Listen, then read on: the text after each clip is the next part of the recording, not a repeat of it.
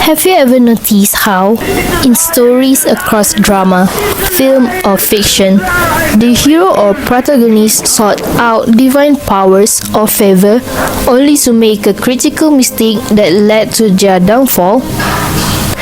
This pursuit of godlike strength, often fueled by hubris, is a central theme in many ancient myths and stories, where the search for power ultimately becomes the very thing that destroys them.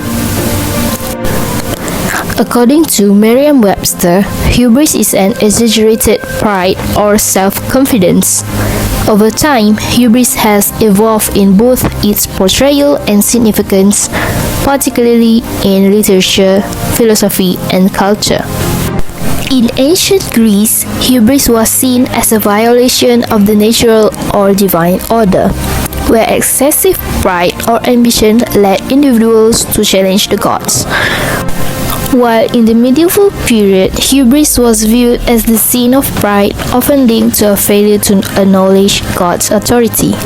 The Renaissance and Enlightenment saw a more humanistic approach, where hubris was associated with a flaw in reason or judgment. Regardless, the concept of hubris has its origin in the classical age, where it was widely featured in Greek and Roman theatre.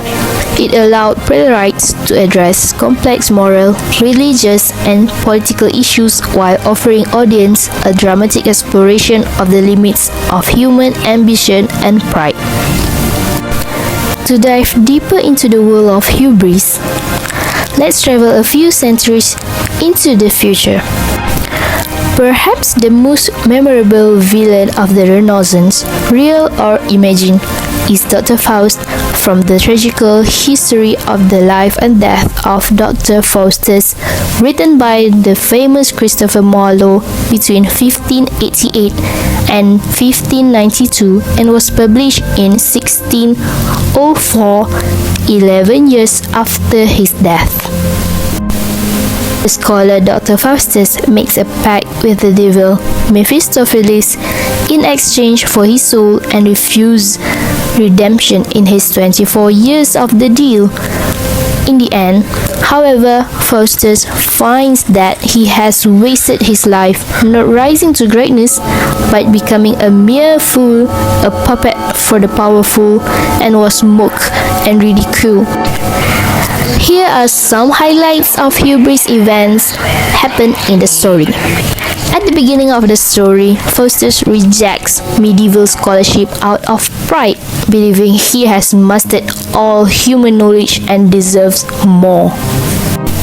During his conversation with Mephistopheles, Faustus ignores the warnings about 10,000 hells, demonstrating blind arrogance in pressing forward with selling his soul. But what's the point of knowing them all? What influence could really make Faustus a huge model to even the modern society? Lady Macbeth is one of Shakespeare's most iconic and complex characters. Her ambition and moral transgressions have fascinated audiences for centuries.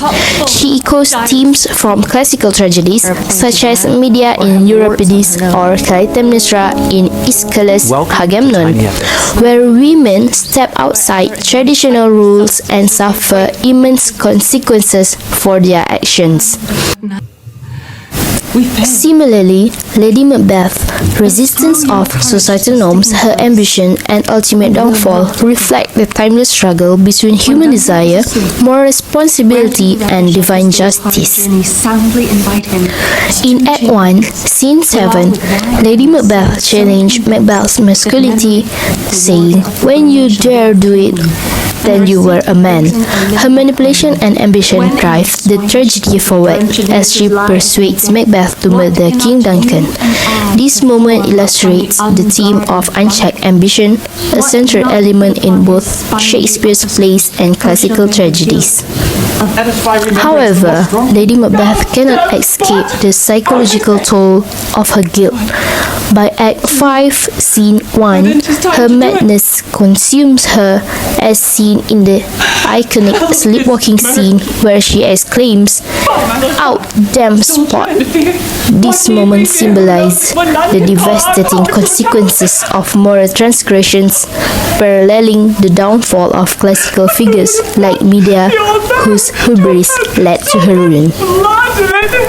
Lady Macbeth's ambition and guilt mirror the structure of classical Greek tragedies, where hubris invites divine punishment. Shakespeare, deeply influenced by classical texts, brought these themes to life for a Renaissance audience. Today, Lady Macbeth's resistance to traditional femininity resonates in contemporary portrayals of powerful women who challenge societal norms, such as Clay Underwood in House of Cards and Miranda Priestley in The Devil Wears Prada. However, like Lady Macbeth, these figures often pay a personal cost for their ambition, forcing us to question whether society judged women's ambition more than men's. You told the world. Furthermore, Lady Macbeth's psychological breakdown highlights the timeless impact of guilt and trauma, themes that resonate with modern understandings of mental health and ethics. Her art reminds us that the pursuit of power without moral boundaries leads to personal destruction and societal consequences.